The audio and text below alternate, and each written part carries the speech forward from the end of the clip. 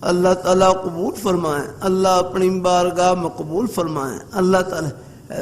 پھر ایک بھائی بڑا اچھا جملہ کہنے لگے، فرمانے لگے جیسے دوائی شفا کا ذریعہ ہے، یہ خود بیماری بھی شفا کا ذریعہ ہے۔ جا کر ہاں، جیسے دوائی شفا کا ذریعہ، یہ خود بیماری بھی شفا کا ذریعہ ہوتی ہے۔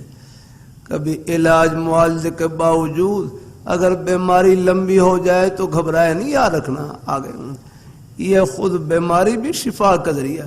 جیسے دوائی اللہ تعالیٰ کے حکم سے جسمانی شفا کا ذریعہ بنتی ہے، یہ بیماری یہ روحانی شفا کا ذریعہ بنتی ہے، یہ گناہوں سے پاک اور صاف کرنے کا ذریعہ بنتی ہے، گناہوں کو مٹانے کا ذریعہ بنتی ہے۔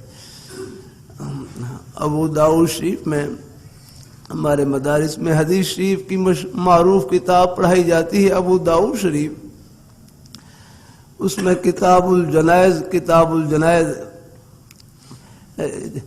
یعنی جنازے کے بارے میں حدیث، تو کتاب الجنائز کے نیچے عنوان لکھا ہوا ہے باب الامراض المکفرۃ للذنوب، باب الامراض المکفرۃ للذنوب، یہ باب ہے ان بیماریوں کے بیان میں جو گناہوں کے لیے کفارہ ہوتی ہیں، جو گناہوں کو مٹانے والی ہوتی ہیں۔ اللہ